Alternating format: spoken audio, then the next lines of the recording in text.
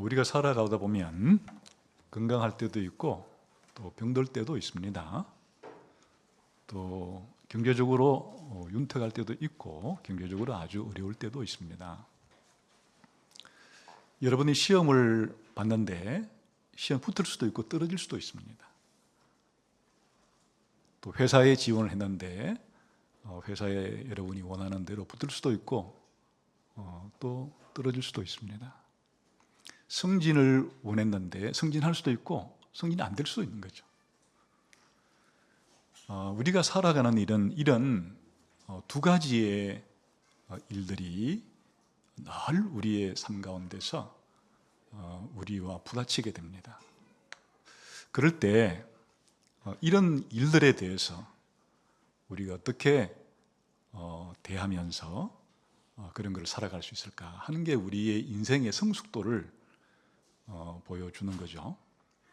만일 시험에 떨어지기만 하면 당연히 우리가 슬퍼하고 울고 비참하게 그런 상태를 지내야 합니까? 시험에 떨어졌음에도 불구하고 기뻐하고 감사하고 또 새롭게 용기를 얻을 수는 없는 건가요?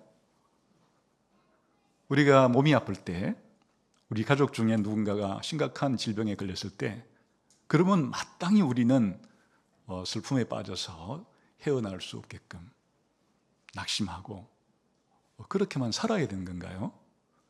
아니면 내가 감당하기 힘들 정도의 몸이 약해졌을 때 또 우리 가족 가운데 누군가가 큰 질병에 걸렸을 때도 우리가 그 가운데서 감사도 할 수 있고 기뻐하면서 이를 헤쳐나가고 자족할 수는 없는 건가요?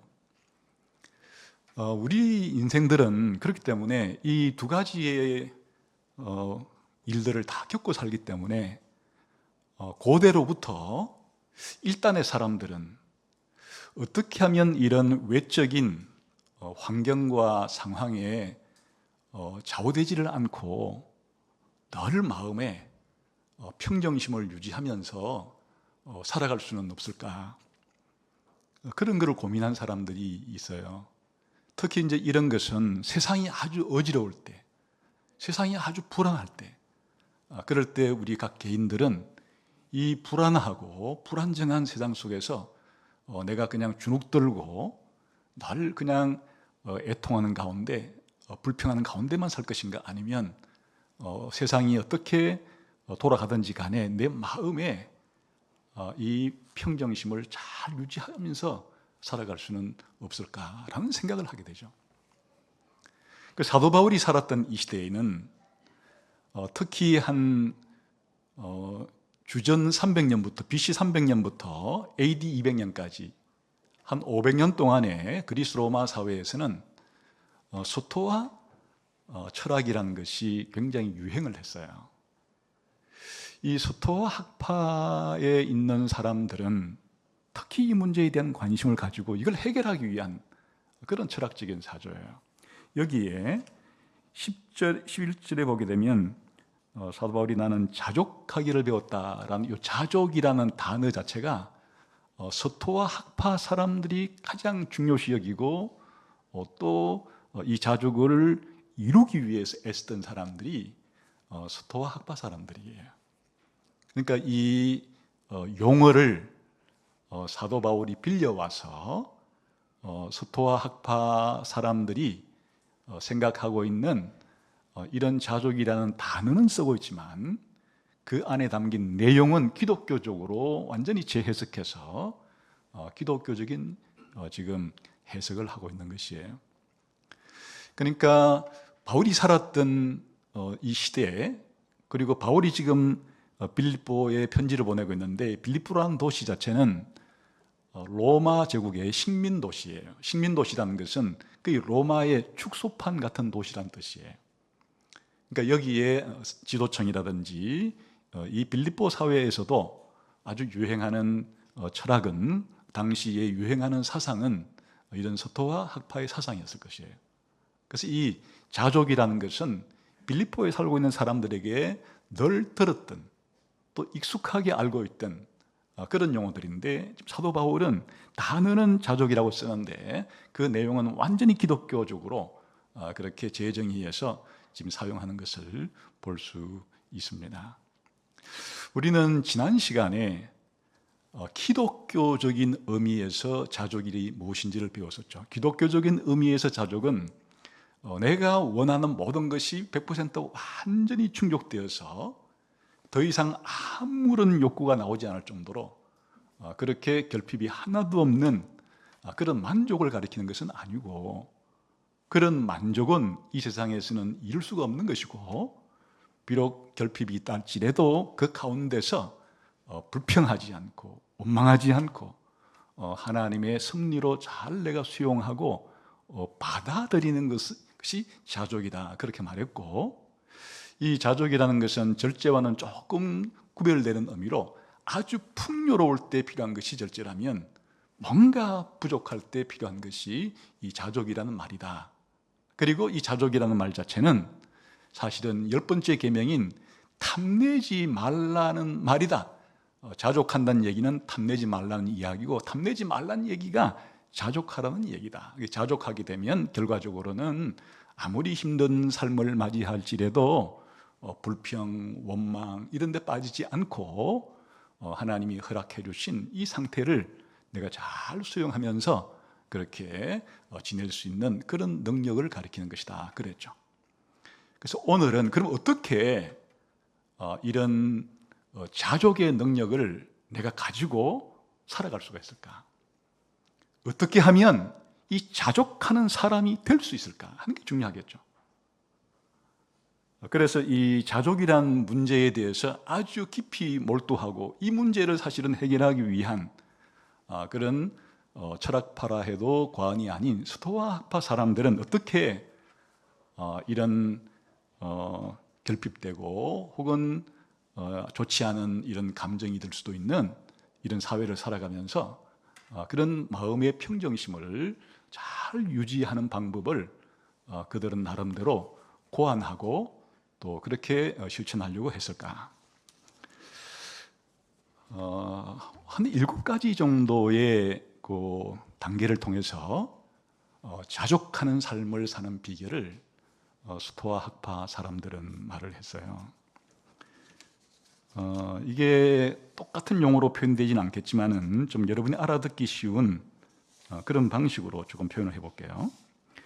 기본적으로 이제 이 스토아 학파의 입문에서 스토아 사상을 가진 사람들이 자족에 이르는 첫 번째 비결의 단계는 이 세상에 있는 모든 것을 그냥 둘로 딱 나누어서 보는 건데, 내가 통제할 수 있는 것과 내가 통제할 수 없는 것으로 나누어 생각을 해요. 이게 첫 번째 그들의 비결이에요.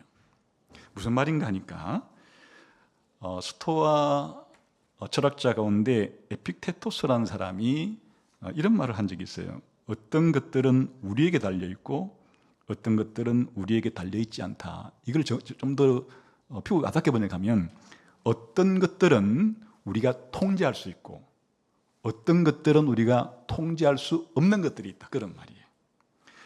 우리가 통제할 수 있는 것은 우리 판단, 우리의 욕구, 혹은 우리가 혐오하는 것, 결정하는 것, 이런 것들은 내가 통제할 수 있는 거고, 다시 말하면 요컨대 우리 자신의 행위들이다.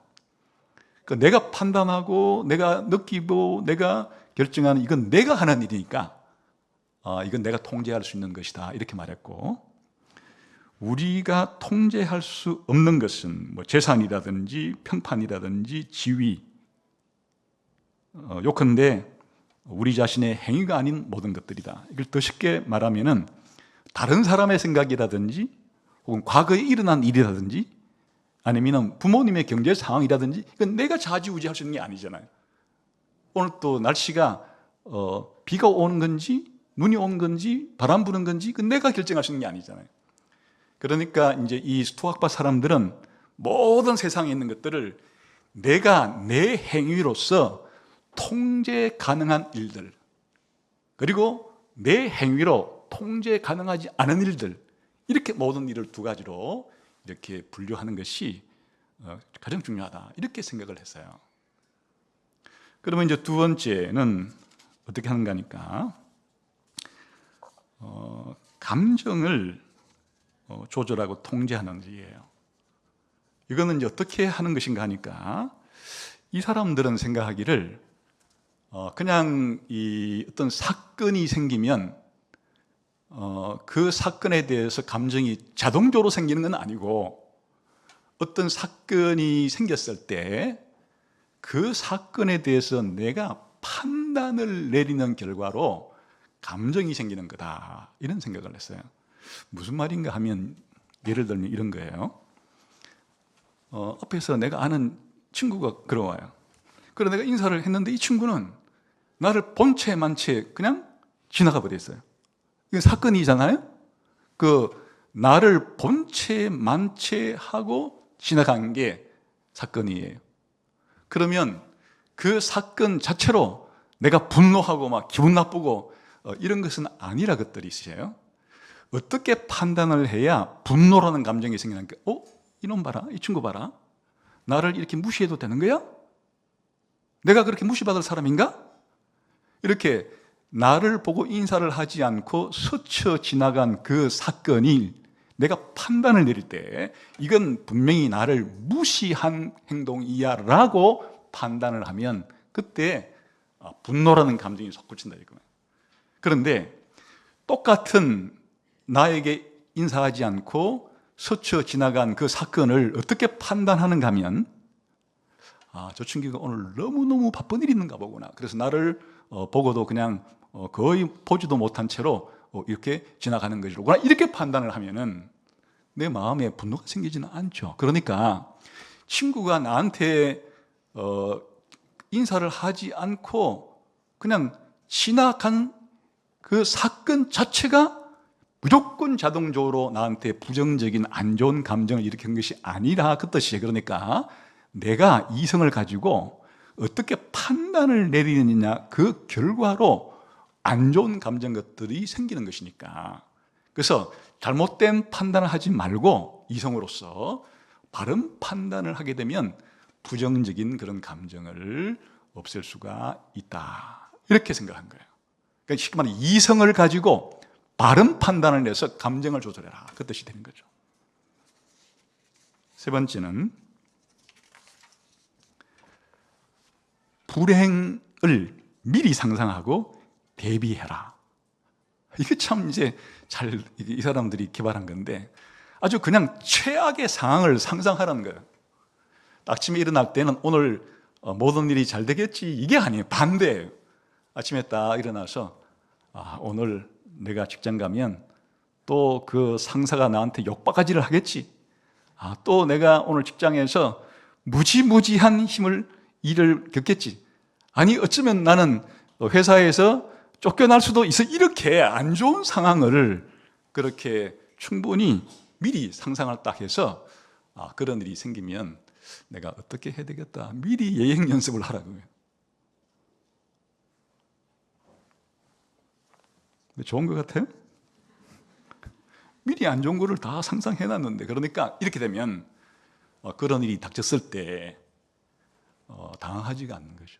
그냥 내가 갈 때 오늘 우리 그 사장님이 나를 승진시켜 줄 거야 락 기대를 하고 가는 것과, 어쩌면 이제 좀 우리 회사에 좀 이 정도면 됐다고 말할 거야 라고 생각하는 거하고, 자 그러면 오늘 내가 가면 나한테 승진을 시켜줄 거야 라고 생각했는데 당신은 이제 오늘부로 좀 우리 회사 좀 안 나왔으면 좋겠다는 얘기를 들으면 충격이 가했던 거겠죠. 근데 미리 그런까지 다 생각을 했는데 회사에 나가라 그러지는 않고 좀 월급은 좀 동결을 해야겠는데, 이런 충분히 그래 나는 지금 회사에 나가라 할 줄도 생각했는데 월급 좀 동결하자는 것은 너무나 쉽게 받아들일 수가 있잖아요. 그러니까 최악의 안 좋은 상황을 아침에 일어날 때마다 미리 그렇게 상상하는 연습을 아침마다 그렇게 하면 좋다, 이렇게 할 정도로 불행을 미리 상상하고 대비하라. 네 번째는 나 자신을 바라볼 때 좀 우주적인, 시간적인, 거시적인 그런 관점에서 나를 좀 바라보고 평가해라. 이게 무슨 말인가 하면 이런 뜻이에요. 우리가 평상시 살아갈 때는 늘 차를 타고 다니니까 이제 나는 겨우 그냥 이 카드 가지고 이 버스 타고 다니는데 내 친구를 보니까 자동차를 뽑아가지고 타고 다닌다. 그게 좀 기분이 나쁘죠. 나는 지금 겨우 해가지고 한 3천만 원짜리 차를 끌고 다니는데 아니 2억짜리 차를 끌고 다니네? 이게 차를 못 타고 다니는가가 나를 굉장히 불편하게 만드는, 그럴 수도 있잖아요. 나는 이제 겨우 그냥 월세를 살다가 좀 돈을 좀 모아서 그것도 한 5년 모아가지고 조금 이제 전세 얼마짜리를 좀 얻고, 또 나는 10년을 얻어가지고 잘 모아서 이제 겨우 한 20몇 평짜리 아파트 하나를 샀는데 친구를 들어보니까 아니 40평을 샀다고 그러네? 이게 굉장히 자존심이 상하는 것 같고 이럴 수도 있잖아요. 그런데 등산을 해서 저런 남산 같은 데 올라가가지고 남산 타워에 올라가서 서울시를 딱 내려다보니까 80층짜리 빌딩이든 그냥 2층짜리 건물이건 그게 다 똑같이 보이잖아요. 그냥 그 차들도 개미 돌아다니는 것 같지 않아요? 그게 그렇게 크게 높은 곳에 올라가서 밑을 내려다보면 그것이 그렇게 그런 차이들이 대단하게 보이지가 않잖아요. 그렇게 하라는 거예요. 개미들이 막 빵쪼가리 부서진 것 같아서 서로 딱 물려고 아둥바둥 하는 걸 코끼리가 봤어. 야, 이놈들 봐라. 여기에 빵쪼가리가 많이 있는데 요거 가지고 아웅다웅 싸우네? 이 세상에서 나에게 벌어지는 그런 일들이 그냥 다른 사람과 부딪히면서 엄청나게 막 큰일이라고 생각되는 그런 일들인데 그거를 높은 곳에서 내려다보고 또 시간적으로도 내가 시험에 대학을 들어가려고 봤는데 내 예상과 달리 떨어졌어요. 그러면 그냥 나 죽네, 나 인생 살기 싫어 이렇게 나가는 게 아니라 한 10년쯤 뒤에 한번 생각해봐. 지금 대학 입시에 떨어진 이게 10년쯤 뒤에는 네 인생에 얼마나 이게 큰 사건 같냐. 아니 한 30년 뒤쯤 생각해봐. 그 30년쯤 뒤에도 지금 네가 올해 대학 시험에 실패한 이거 자체가 그렇게 네 인생에 결정적인 안 좋은 일이었을까? 좀 시간을 넓게 두고 자기에게 생긴 일을 보라. 이러면 자기가 지금 내한테 안 좋게 생긴 이런 일들이 크게 부각되는 것들이 이 높은 곳에서 내려다보고 길게 해서 내려다보면 별로 그렇게 내 인생에 결정적인 문제는 아니었구나 이렇게 된다는 거예요. 다섯 번째는 나에게 주어진 어떤 역할에 대해서 아주 나의 이런 의무에 충실해라. 이게 이제 비유를 들을 때 어떻게 비유를 드는가 하면 에픽테토스랑 또 이렇게 말했는데 기억하라. 너는 작가가 원하는 역할을 하는 배우일 뿐이다. 그러니까 짧은 역할을 원하면 짧은 역할을, 긴 역할을 원하면 긴 역할을 하라. 거지 역할을 하라 하면 그 거지 역할도 잘해야 한다. 이것이 너의 일이다. 주어진 역할을 잘 연기하는 것, 하지만 그 역할을 선택하는 것은 다른 이의 일이다. 이게 무슨 뜻인가 하면 인생을 배우로 본 거예요. 이 세상을 무대로 보고 우리 인간 한 사람 한 사람을 배우로 볼 때 어떤 사람은 왕의 역할을 맡은 사람도 있고 어떤 사람은 거지의 역할을 맡은 사람도 있을 수가 있잖아요. 그런데 우리 모두는 이 배역 자체가 좀 비중 있는 배역을 다 맡기를 원하는 거예요. 나는 주인공 아니면 안 돼. 내가 왜 조연이어야 해? 내가 왜 그냥 1초 만에 한 번씩 하고 지나가는 단역이어야 해? 난 그런 거 못 참아. 나에게 비중 있는 그런 배역을 줘.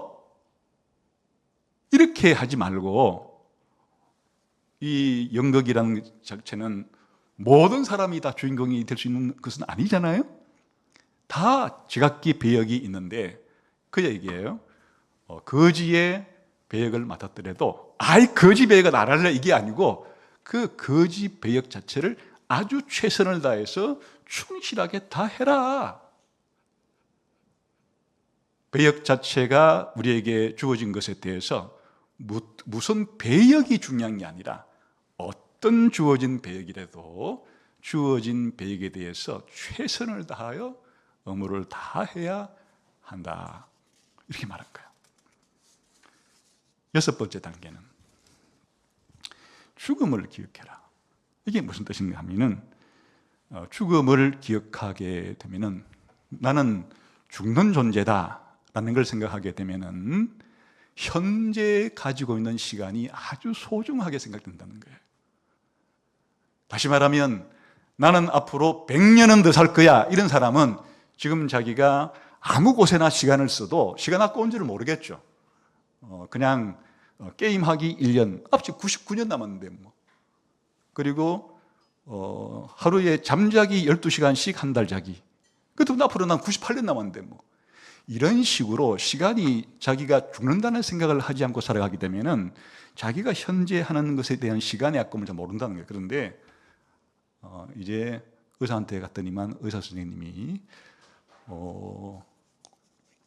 환자분은 앞으로 1년밖에 더 살 수가 없겠는데요, 잘 준비하시고 생애를 잘 정리하시기 바랍니다. 그러면 갑자기 시간 하나하나가 소중하게 다가오는 거예요. 1년밖에 이제 안 남았기 때문에 식사 한 끼 하는 거에 대해서도 소중하게 생각이 들고, 길을 걸어가는 이 1시간 걸어가는 이 행위 자체도 굉장히 소중하게 여겨지게 되고, 이런 식으로 죽음을 생각한다는 것은 현재의 시간을 소중하게 여기게 되고 현재를 아주 낭비하지 않게 살아가게 된다. 마지막 7번째가, 나한테 없는 것을 자꾸 가지려고 욕망하지 말고 이미 주어진 것에 만족을 해라.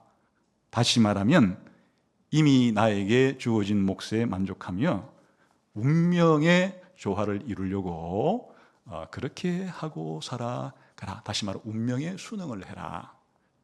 이게 만족 그리고 자족을 얻는 비결이에요. 여러분 들어보니까 어때요? 꽤 쓸만해요? 아니, 우리가 살아갈 때 힘든 일, 어려운 일, 그리고 좀 내가 생각하기에 안 좋은 일, 이런 일 일어났을 때 그냥 막 입을 뒤집으시고 그냥 자면서 그렇게 또 뭘 이상한 것을 마시면서 그렇게 해결하려고 하지 말고, 이런 방법 어때요?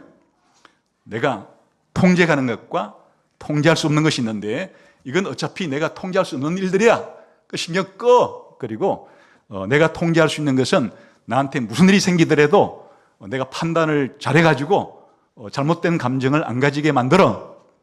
그리고 나한테 앞으로 일어날 최악의 안 좋은 상황을 다 상상 미리 생각해가지고 그런 일들이 일어났을 때 놀라지 않게끔 해. 그리고 아주 우수적으로 그 시적인 난목에서 나를 바라보아서 내게 일어난 일이 너무 크다고 여겨지지 않고, 뭐 이것도 그렇게 오래 살다 보면 별거 아니네, 이런 식으로 생각을 해. 그리고 나에게 주어진 역할에 의무를 아주 충실하게, 그 역할이 무엇이든지 간에 해야 돼. 그리고 내가 죽는다는 사실을 기억하고 현재의 시간을 아주 소중하게 그렇게 여기면서 살아야 해. 그리고 주어진 몫에 내가 만족을 하고 자꾸 없는 것을 자꾸 가지려고 하지 않고 이런 운명에 내가 잘 순응하며 조화롭게 살아가면 돼. 꽤 그럴듯하지 않아요? 그러니까 인기가 있었겠죠, 그 당시. 그리고 그 이후에도 오늘날까지 시대에 많은 사람들이 자기가 어려움을 이기는 방법을, 이 스토아적인 이런 방법을 잘 변형을 가하거나 혹은 수용해서 그런 사람들이 많이 있죠. 오늘날도 인지행동학이라고 하는 그런 치료는 그 스토아 학파의 그냥 적자라고 할 수도 있는 것이에요. 많은 자기 개발 방식들이 이런 방식을 따르고 있어요. 물론 모든 사람들이 이렇게 하는 건 아니에요. 물론 그런데 이런 방법을 취해서 이런 역경과 고난을 자기가 잘 마음의 평정심을 유지하면서 살아가려고 하는 사람들이 있는 거예요. 그런데 물론 이것이 그리 쉬운 것은 아니에요.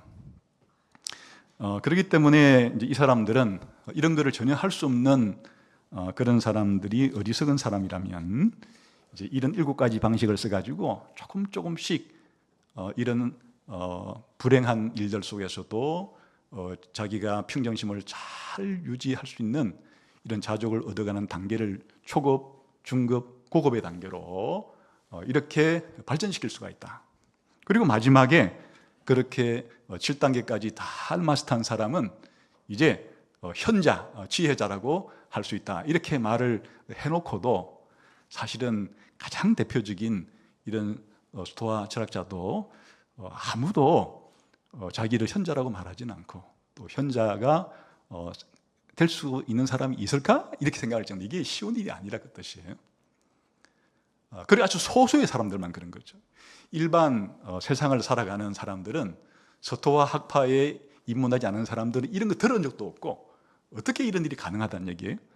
거기에 아주 소수의 사람들만 입학을 해가지고 열심히 정신훈련을 그렇게 해서 이렇게 이룰 수 있는 것, 그 소수의 사람만, 그것도 완전하지는 않고 이런 정도니까 이렇게 이제 이론은 그럴듯하긴 해도 한계를 가지고 있는데 핵심이 뭔가 하면 딱 2개예요. 하나는 자족이라는 말 자체가, 이 자라는 말은 자기 자신을 가리키는 거고 족이라는 것은 충분하다는 뜻인데, 자기가 하는 이 행동을 통해서 충분히 이렇게 자족하는 삶을 누릴 수 있다. 이게 이제 스토아 정신의 핵심이니까 여기에 가장 중요한 것은 바로 자족할 수 있는 원천은 자기란 뜻이 나가 어떤 방식으로 자족을 이룰 수 있는 내 이성을 가지고, 내 안에 있는 이성을 가지고 뭘 할 수 있는가 하니까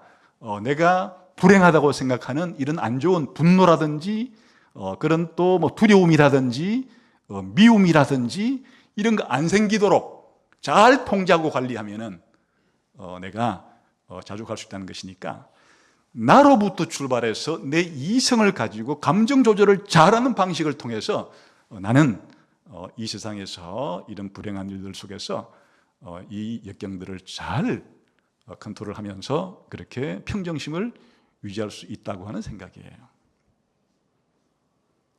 바울은 이와 같은 스토아 학파 사람들이 사용하는 이 자족이란 단어를 빌어와서 나는 자족하는 법을 배웠다라고 할 때 스토아 학파 사람들이 말하는 식으로 이런 자족을 생각하고 자족을 이뤘다고 하는 것이 아니에요. 바울이 말하는 자족하는 방법은 바로 이 13절에 있는 것. 다시 읽어볼까요? 시작. 내게 능력 주시는 자 안에서 내가 모든 것을 할 수 있다. 그러니까 정반대예요. 기본적으로 내가 모든 것을 할 수 있다는 것은 아까 말한 것처럼 내가 마음만 먹으면 모든 걸 할 수가 있어. 그건 아니라 그랬죠. 내가 목표만 세우면 반드시 이룰 수 있어. 그것도 아니라 그랬죠. 여기에 내가 모든 것을 할 수 있다는 것은 무슨 뜻이에요? 모든 환경 속에서 자족할 수 있다. 그런 뜻이라 그랬죠. 자족할 수 있다. 그런데 그럼 자족할 수 있는 비결은 그 앞에 나오는 거예요. 바로 내게 능력 주시는 자 안에서 나는 자족할 수 있다. 아까 스토아 학파 사람들은 뭐라 그랬어요? 내 자신이 이성을 잘 연마하면은 내가 자족에 이를 수 있다. 그래서 스토아 학파 사람들은 자족을 이루는 원천이 바로 자기 자신이라는 뜻이고, 그 방법은 이성을 잘 관리해서 감정을 통제하는 방법을 사용해서 그렇게 내가 자족한 평정심의 상태를 유지할 수 있다고 말했지만, 바울은 그렇게 말하는 게 아니고 바로 내게 능력을 주시는 자 안에서 나는 자족할 수 있다. 여기 내게 능력을 주신 자라는 뜻은 누굴 가리키는 것이에요? 그리스도를 가리키는 거예요. 쉽게 말하면 그리스도께서 나에게 자족할 수 있는 힘을 주었기 때문에 나는 그리스도로부터 자족할 수 있는 힘을 받았기 때문에 그래서 나는 자족할 수 있다. 이렇게 말하는 거니까 바로 스토아파 사람들이 말하는 나가 아니라 바로 그리스도가 이 나의 기독교인으로서의 자족의 원천이란 뜻이고, 이성을 잘 연마해가지고 내 감정 상태를 잘 조절하는 것이 문제가 아니고, 그리스도께서 주시는 능력은 다른 말로 은혜죠.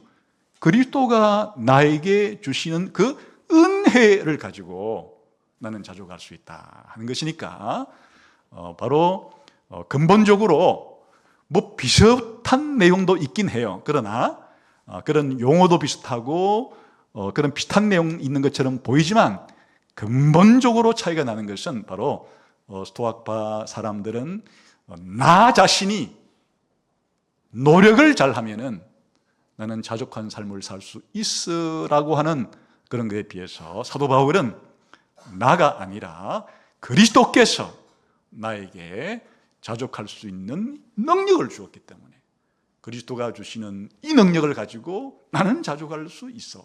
이거니까 그리스도께서 나에게 은혜를 주셨는데 이 그리스도가 나에게 주신 은혜를 가지고 나는 자족할 수 있어. 이렇게 말하는 것이니까, 근본적으로 이제 여기에서 기독교인의 자족의 비결은 비기독교인 사람들이 자족을 이루려고 하는 방법과는 근본적으로 차이가 난다, 그런 말이에요. 자, 이게 무슨 뜻인가 하면,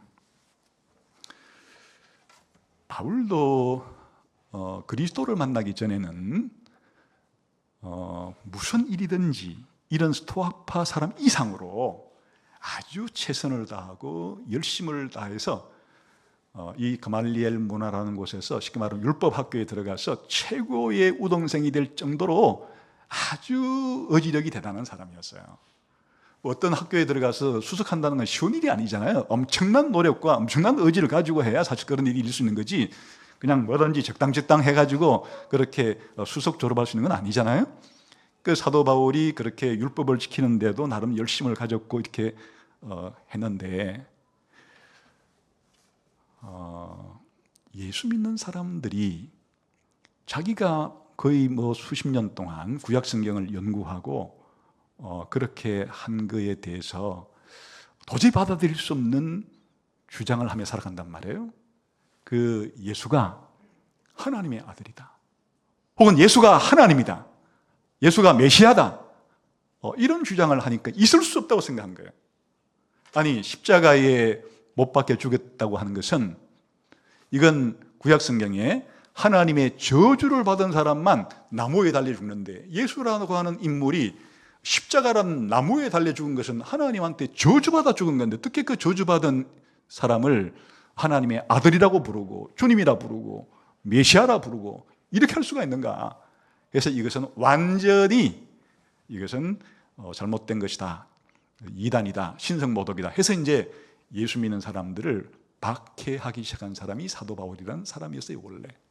그런데 예수 믿는 사람을 잡으러 가다가 다메섹 도상에서 부활하신 예수님을 만나서 부활하신 예수님을 만나는 순간에 그 예수님이 부활하셨고 부활했다고 하는 이야기 자체는 예수님이 한 말이 맞다는 뜻이고, 그리고 그 예수님이 바로 하나님의 아들이라는 것이 사실이고 주님이고 그리스도고 실제로 하나님이라는 것이 맞다고 하는 확신을 예수님을 만나고 난 다음에 얻게 된 거예요.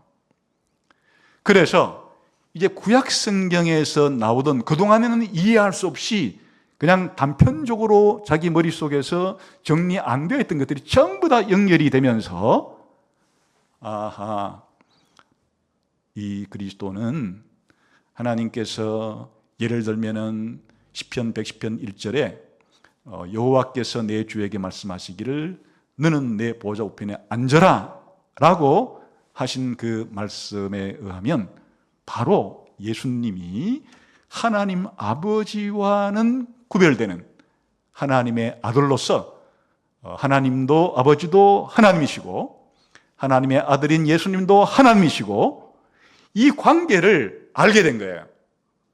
그리고 그 하나님의 아들이 인간이 되어 완전한 하나님인 동시에 인간이 된 것은 아담이 한 이 실패를 완전한 하나님이자 완전한 인간이신 이 중보자가 되어서 오신 이 그리스도께서 우리의 모든 죄를 용서받을 수 있는 일을 다 행하시고 우리가 천국에 들어갈 수 있는 모든 행위를 우리를 대신해서 대표해서 하셨구나. 이제 예수님을 믿으면 예수님과 연합이 되어서 그 예수님이 이루신 모든 것이 모두 내 것이 되는구나 하는 사실을 깨닫게 된 거예요. 그래서 이제 바울은 자기가 살아가는 데 필요한 모든 것은 바로 그리스도 안에서, 주 안에서, 내게 능력 주시는 자 안에서 내게 이와 같은 것들이 다 일어나는구나 하는 사실을 깨닫게 된 거죠. 그냥 빌립보서 내에서만 보게 되면 우리 한번 몇 군데 보면 바울이 내게 능력 주시는 자 안에서라고 표현된 말이 좀 상세히 설명되어 있어요.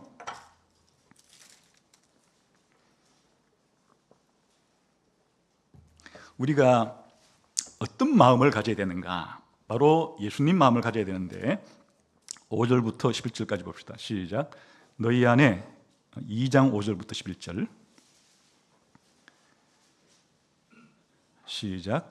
너희 안에 이 마음을 품어라. 그 그리스도 예수의 마음이니 그는 근본 하나님의 본체시나 하나님과 동등됨을 취할 것으로 여기지 아니하시고 오히려 자기를 비워 종의 형체를 가지사 사람들과 같이 되셨고 사람의 모양으로 나타나사 자기를 낮추시고 죽기까지 복종하셨으니 곧 십자가에 죽으십니다. 예수님에 대한 엄청난 이해가 생긴 거잖아요. 원래 예수님은 하나님 아버지와 동등하신 하나님으로 영원 전부터 계시던 분이셨는데 그 하나님 아버지와 동등한 하나님이신 그 하나님의 아들이신 예수님이 자기를 낮추어서 겸손하게 자기를 낮추어서 우리와 같은 사람이 되셨다. 어마어마한 일이 일어난 거죠. 하나님이 사람이 되는 일이 벌어진 거예요. 그래서 이 우주에서 완전한 하나님이시면서도 완전한 인간인 유일무이한 존재가 생겨나게 된 거예요. 이게 아무도 이 사실을 상상한 적도 없고 또 그것이 가능하다고 생각한 적도 없고 그럴 수 있으리라는 것은 꿈에도 꾸지 못한 엄청난 일이 바로 예수 그리스도 영원하신 하나님이신 하나님의 아들이신 그분이 완전한 사람이 되어서 심지어는 십자가에 죽기까지 하나님께 복종하면서 자기 인생을 드린 것은 이제 사도 바울의 다른 것들을 읽어보게 되면 결국에는 내 죄를 용서해 주기 위해서 나에게 영생을 주기 위해서 그렇게 하신 사실이라는 것을 알게 된 거예요.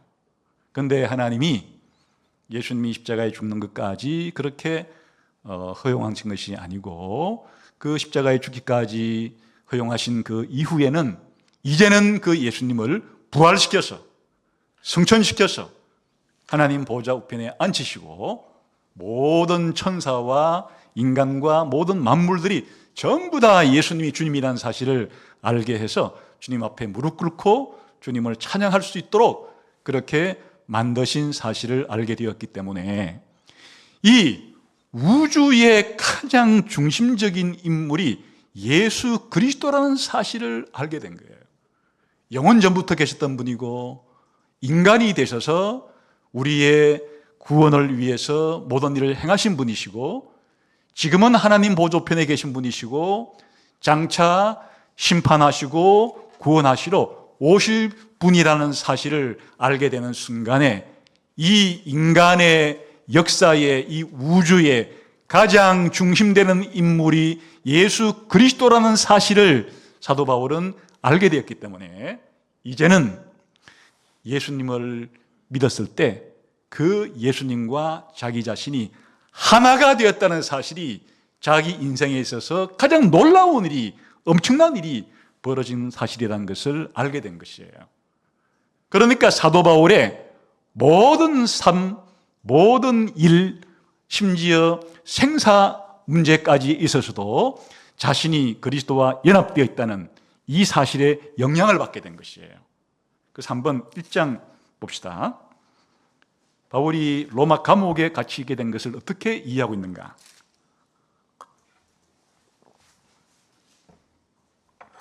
1장 12절부터 한번 읽어봅시다. 시작.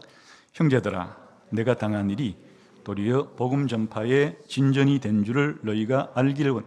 여기 내가 당한 일이라는 게 지금 로마 감옥에 갇혀 있는 일이에요. 감옥에 갇힌 일이 예수님을 전하는 일에 더 진전이 되었다, 이렇게 말하는 거예요. 13절 시작. 이러므로 나의 매임이 그리스도 안에서 모든 시위대안과 그 밖에 모든 사람에게 나타났으니 형제 중 다수가 나의 매임으로 말미암아 주 안에서 신뢰함으로 겁없이 하나님 말씀을 더욱 담대히 전하게 되었느니라. 어떤 이들은 투기와 분쟁으로, 어떤 이들은 착한 뜻으로 그리스도를 전파하니, 이들은 내가 복음을 변증하기 위하여 세우심을 받은 줄 알고 사랑으로 하나, 그들은 나의 매임에 괴로움을 더하게 할 줄로 생각하여 순수하지 못하게 다툼으로 그리스도를 전파하느니라. 그러면 무엇이냐? 그 지뢰로 하나 참으로 하나 무슨 방도로 하든지 전파되는 것은 그리스도니 이로써 나는 기뻐하고 또한 기뻐하리라. 이거 잘 보세요. 일반적으로 생각하면 감옥에 갇히는 일은 엄청나게 비극적인 일이죠. 정말 감옥에 갇히는 일은 슬픈 일이죠. 나에게 일어날 수 있는 가장 안 좋은 일 가운데 하나가 일어난 일이죠. 그러니까 아주 비참해해야 되는 거예요. 아주 불행해해야 되는 거예요. 이게 보통 사람들이 생각하는 그런 일이에요. 그런데 바울을 보세요. 바울은 자기가 로마의 감옥에 갇혔는데 아주 기뻐하고 있어요. 왜 감옥에 갇힌 이 비참한 상황에 처한 것 자체를 기뻐할까? 자기가 감옥에 갇혀 있는 이게 감옥 바깥에 있을 보다도 자기가 믿고 있고 자기와 하나 된 예수님 그리스도가 더 전파가 잘 되는 것 때문에 기뻐하고 있는 것이에요. 바울이 감옥에 있기 때문에 우리가 바울이 감옥에 있어서 전하지 못한 못까지 다 해서 열심히 그리스도를 더 전하자, 이런 사람도 막 생겨나게 되고, 또 어떤 사람들은 바울과 경쟁심에 있거나 좀 바울을 시기하는 사람들은 우리가 이렇게 열심히 하면 바울이 좀 안 좋게 생각해 제가 또 열심히 그리스도를 전하기도 하고, 그러니까 바울은 내가 감옥에 있다는 것 자체가 슬퍼하거나 걱정하거나 염려할 일이 아니고, 오히려 내가 로마의 감옥에 갇혀 있는 이것 때문에 바로 그리스도가 더 전파가 잘 된다면 나는 기뻐하고 기뻐할 수가 있다. 그리스도를 아니까 이런 삶의 변화가 생긴 거예요. 이렇게 비참한 가운데서도 자족하는 정도가 아니라 기뻐하는 정도까지도 할 수 있었다. 그 다음에는 더 심각한 이야기를 해요. 19절부터 봅시다. 시작. 이것이 너희의 간구와 예수 그리스도의 성령의 도우심으로 나를 구원에 이르게 할 줄 아는 거로 나의 간절한 기대와 소망을 따라 아무 일에든지 부끄러워하지 아니하고 지금도 전과 같이 온전히 담대하여 살든지 죽든지 내 몸에서 그리스도가 존귀하게 되려 하려 하나니 이는 내게 사는 것이 그리스도니 죽는 것도 유익하다. 그냥 그리스도는 내가 살고 죽는데 가장 중요한 분이기 때문에 내가 살아도 그리스도가 나를 통해서 더 존귀하게 된다면, 내가 죽어도 그리스도가 더 존귀하게 된다면 나는 만족한다, 자족한다, 기뻐한다. 왜냐? 설명을 하고 있어요. 22절 시작. 그러나 만일 육신으로 사는 이것이 내 일의 열매일진데 무엇을 택하여 하는지 나는 알지 못하노라. 내가 그 둘 사이에 끼었으니 차라리 세상을 떠나서 그리스도와 함께 있는 것이 훨씬 더 좋은 일이라. 그렇게 하고 싶으나 내가 육신으로 있는 것이 너희를 위하여 더 유익하리라. 이게 무슨 뜻이에요? 우리가 생각할 때 가장 나에게 닥치는 일 가운데 가장 비극적인 일은 내가 죽는 거잖아요. 죽음을 가장 싫어하잖아요. 다른 어떤 것보다도 내가 죽는다면은 나에게 가장 안 좋은 일이 일어난 거잖아요. 그런데 지금 바울을 보세요. 이 죽음의 문제에 있어서도 바울은 이렇게 말하는 거예요. 내가 조금 더 좀 오래 사는 일과 지금 내가 당장 죽는 일 가운데 이 두 가지 중에서 나는 뭐를 택해야 될지 잘 모르겠다. 이게 무슨 소리? 우리 같으면 하나님 10년만. 아니, 나이가 많은 사람들은 1년만. 90한 돼서 된 가까운 분이 돌아가실 때도 그렇게 말하더라고요. 한 6개월만 더 살았으면 좋겠다.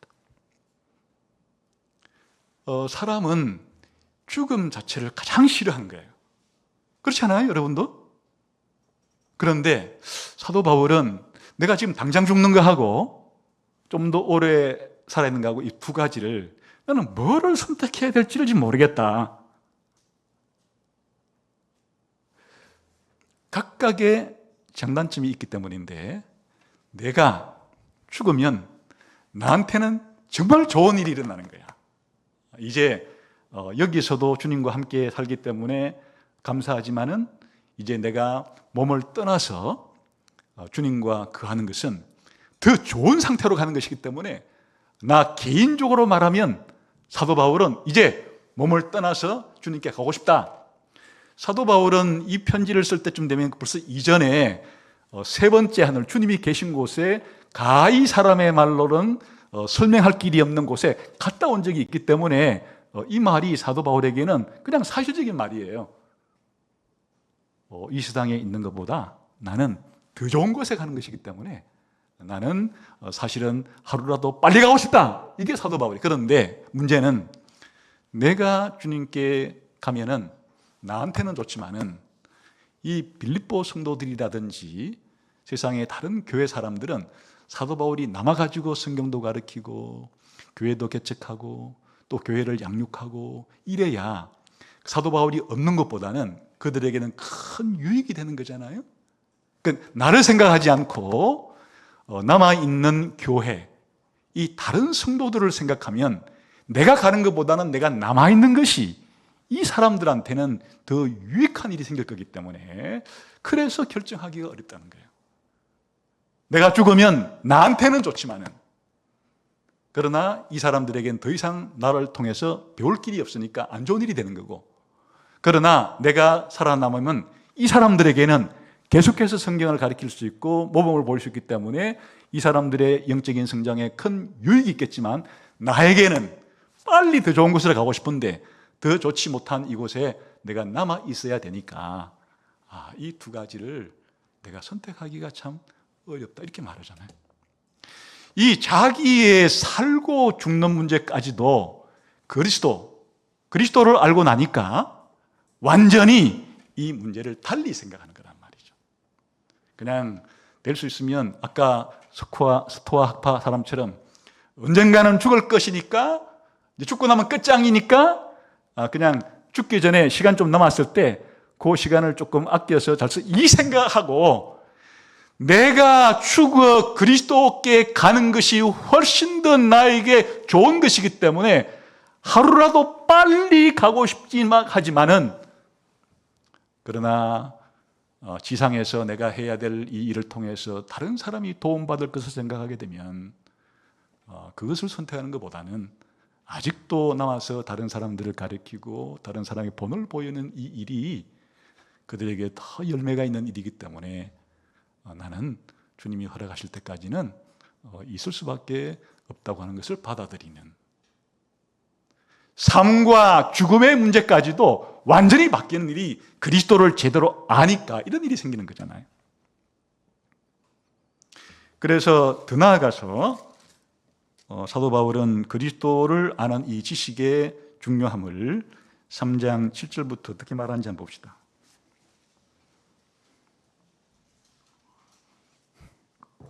읽어볼까요? 시작. 그러나 무엇이든지 내게 유익하던 것을 내가 그리스도를 위하여 다 해로 여길 뿐더러 또한 모든 것을 해로 여기면, 이게 저한테 나쁜 일을 해로 여긴다는 게 아니고 나한테 좋은 일이라고 생각되는 것까지도 해로 여기고 싶은 마음이 있다. 왜? 그 다음부터 시작. 내 주 그리스도 예수를 아는 지식이 가장 고상하기 때문이다. 그러니까 보세요. 우리가 건강 혹은 부유함, 그리고 다른 좋은 이 세상에서 좋은 음식 등등, 이것들이 나쁜 건 아니죠. 사도 바울이 살아가는데 좋은 것들이긴 한데, 그리스도 예수를 아는 지식에 비하면은 이건 아무것도 아니고 차라리 이런 것들이 방해가 안 되었으면 좋겠다라고 싶을 정도로 그리스도를 아는 지식이 얼마나 중요하고 자기가 삶을 살아가는데 결정적인 영향을 미치는지를 말하고 있잖아요. 계속 읽어봐요. 그 다음 시작. 내가 그를 위하여 모든 것을 잃어버리고 배설물로 여김은 그리스도를 얻고 그 안에서 발견되려 함이니 내가 가진 의는 율법에서 난 것이 아니요 오직 그리스도를 믿음으로 말미암은 것이니 곧 믿음으로 하나님께로부터 난.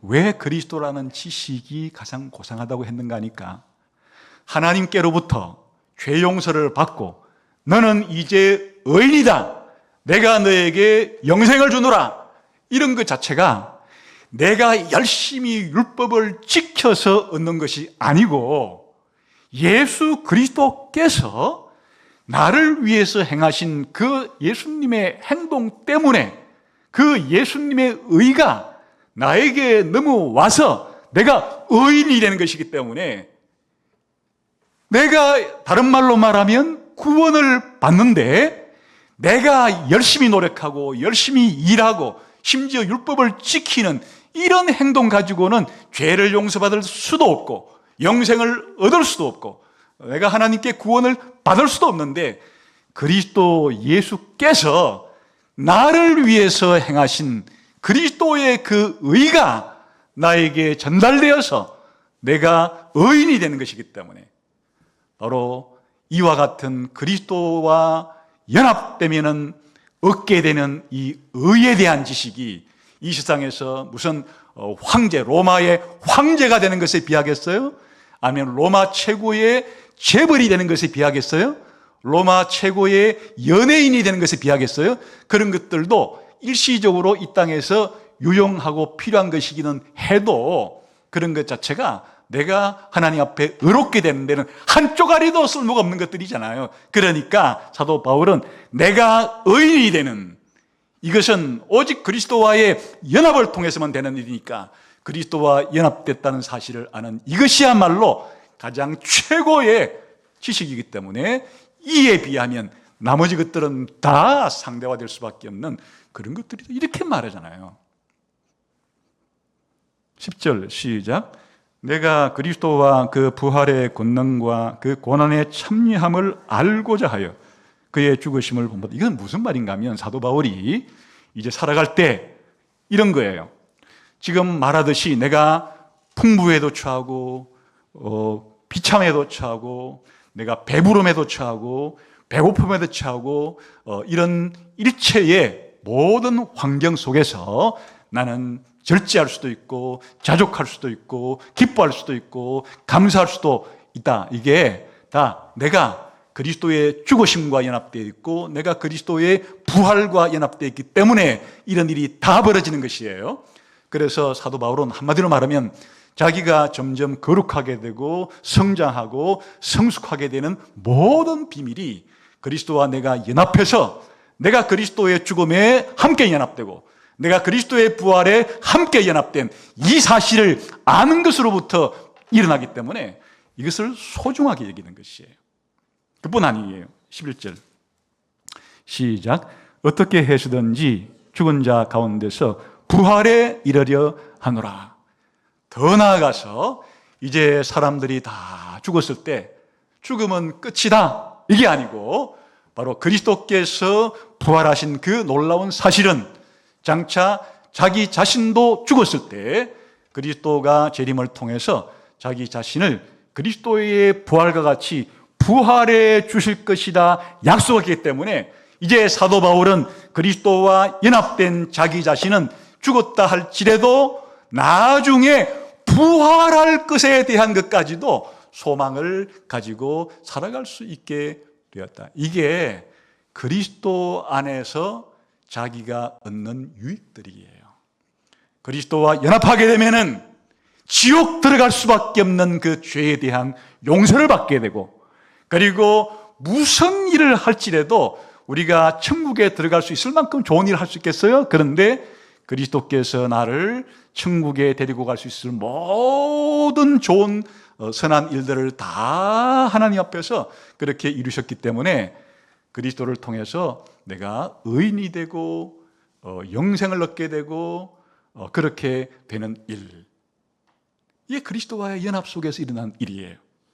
그리고 그리스도께서 죽고 부활했는데 실제로 내가 그리스도와 연합되어서 그리스도가 죽었다는 것과 연합이 되고 그리스도가 부활했다는 것과 연합이 되고, 이 그리스도의 죽음과 부활의 연합은 나로 하여금 이 땅을 살아갈 때 죄의 왕노릇으로부터 이길 수 있는 힘이 되는 것이고, 어떤 고난 속에도 견딜 수 있는 힘이 되는 것이고, 이런 힘이 생겨나기 때문이에요.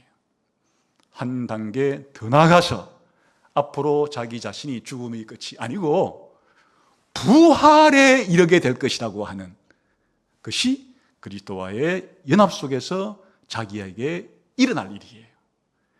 그러니까 사도 바울은 나에게 능력을 주시는 자 안에 내가 있다라고 하는 것은 내가 바로 그리스도 안에 있기 때문인데, 그리스도 안에 있다는 말은 다른 말로 말하면 내가 그리스도와 연합되었기 때문에, 그리스도와의 연합을 통해서 이제 칭의도 성화도 영화도 다 나에게 일어났다는 이 엄청난 사실을 알기 때문에 살아도 그리스도, 죽어도 그리스도, 감옥에 갇혀도 그리스도가 전파되기만 하면은 기뻐할 수 있고, 심지어 죽는다 할지라도 기뻐할 수 있게 된 것은 그리스도 안에 있다는 말이 엄청난 결과를 자기에게 가져다 주기 때문이에요. 그래서 사도 바울이 소토와 학파 사람들처럼 그런 정신훈련을 통해 가지고 심리적으로 그렇게 생각을 해가지고 좀 어려운 일들을 뭐 견딜 수 있지, 받아들일 수 있지, 이런 차원이 아니잖아요. 차원이 많이 다르잖아요. 살아계신 하나님이신, 그리고 완전한 인간이신, 우리의 중보자이신, 인격자이신 그 그리스도와의 관계를 맺음으로, 그 그리스도가 내 안에 있고 내가 그리스도 안에 있고 그리스도와 내가 하나라고 하는 이 엄청난 그리스도와 나와의 관계 때문에 그리스도께서 나에게 주시는 그 은혜가 나로 하여금 이와 같은 비천함에, 배고픔에, 가난함에, 그리고 때로는 질병을 가지고 있는 이런 상황 가운데서도 나는 자족하는 법을 배워서 나는 자족할 수 있어, 이렇게 만드는 자족의 원동력이다 하는 것이에요. 그러니까 스토아 학파 사람들이 그냥 조금 어려움이 있을 때 배터리 좀 충전해가지고 그걸 집어넣어가지고 그 배터리 돌아가는 동안에 뭔가 좀 어려움이 생기면 이겨내는 흉내를 좀 낼 것 같은 이런 게 아니고, 그냥 영원한 원전에 내가 콘센트를 꼽아서 그리스도로부터 영원토록 공급받는 그런 은혜를 통해서 나는 이런 어려움에 굴하지 않고 자족할 수 있다, 이렇게 말하는 것이니까 기독교인의 자족의 모든 비밀은 그리스도예요. 오직 그리스도예요. 그리스도가 누군지를 알고 내가 예수 믿을 때 그리스도와 어떤 관계가 생기는지를 알고, 한마디로 말하면 내가 예수님을 믿을 때 내가 그리스도와 연합된다는 사실을 알고 내게 필요한 모든 힘과 능력은 전부 다 그리스도로부터, 그리스도의 은혜로 공급된다는 사실을 아는 사람이 세상에 나가서 살아갈 때 대처하는 그리스도로 충분하다는 것이 기독교인의 자족의 비밀이에요. 사실 스토아 학파 사람들만이 아니라 그것이 불교가 되었건 유교가 되었건 혹은 도교가 되었건, 그리고 스토아 학파 사람과 정반대에 있는 에피쿠로스 학파의 사람이 되었건 상관없이 이 땅에 있는 모든 사람들은 전부 출발점이 자기예요. 내가 어떤 수단과 방법을 잘 사용하면 내가 이 어려운 상황을 그래도 평정심을 잃지 않고 살아갈 수 있어. 이렇게 생각하는 게 비기독교인의 자족의 방법이에요. 그러나 기독교인의 자족은 삼위일체 하나님께 뿌리를 두고 있는 것이에요.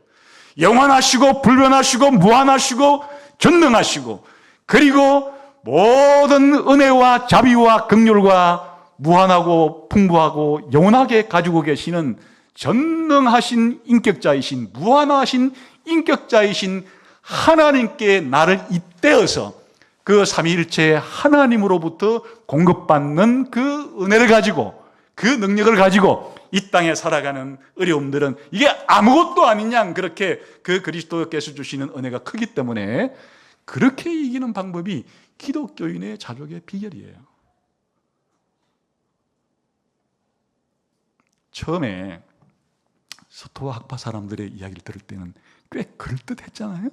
야, 그런 방법을 쓰면은 참 괜찮겠다. 그런데 기독교인의 자족의 비결을 알고 난 다음에 그런 내가 통제할 수 있는 것과 없는 것을 분별해 가지고 없는 것은 할 수 없으니까 그냥 팽개치고 내가 할 수 있는 것은 내 머리를 써 가지고 좀 내가 어떤 사건이 일어날 때 안 좋은 쪽으로 생각하지 말고 좋은 쪽으로 생각해 가지고 안 좋은 감정을 좀 안 만들게 되고, 그리고 안 좋은 일이 일어날 거를 미리 생각해 두면 안 좋은 일이 일어났을 때 별로 놀라지, 이런 거 가지고 그렇게 내게 생겨나는 어려움들을 이기려고 하는 그러한 방법은, 물론 그렇게라도 해서 좀 어려운 일을 겪어내면 좋죠. 또 효과가 완전히 빵점이다 할 수는 없는 거잖아요. 그렇게라도 해보면 그렇게 안 하는 사람보다는 아마 나을 거예요. 그 가치가 완전히 다 그렇게 무시할 수 있는 상황은 아니지만은, 기독교인이 되고 난 다음에 기독교인으로서 이 험난한 세상을 살아갈 때 이 험난한 세상에 굴하지 않고 내게 안 좋은 일이 있어도 이 자체를 내가 불평하지 않고 자족하면서 또 풍성하게 줄 때는 그것을 남용하지 않고 잘 청지기처럼 관리하면서 살아갈 수 있는 모든 것은 그리스도 예수 안에서, 그리고 그 그리스도께서 나에게 주시는 은혜를 가지고, 이 뜻이에요. 그 은혜를 가지고 나는 비천에 처하든지 풍부에 처하든지 어떤 형편에 처하든지 자족할 수 있게 되었다. 바울이 발견하고 바울이 누린 이 기독교인의 자족의 비결도 바로 이제 여러분의 것이에요. 스토아 학파 사람들은 그 소수의 철학적인 훈련을 받은 사람들만 그런 것에 접근할 수 있지만, 기독교인의 자유는 누구나 그리스도를 믿으면 그리스도를 믿는 적시로 그리스도와 연합이 되어서 그리스도와 연합된 사실을 기독교인은 누구나 전부 다 이 엄청난 자원을 끌어다 쓰면서 자족을 하면서 살아갈 수 있는 사람이 된다 하는 것과는 비교할 수 없는 그런 자족관이죠. 기독교인의 자족의 비결이 여러분이 이 세상을 살아갈 때 이 험난한 세상을 헤쳐나갈 수 있는, 또 그러면서도 자족할 수 있는 참으로 복되고 궁극적인 길이 되기를 주님의 이름으로 축원합니다. 기도하겠습니다.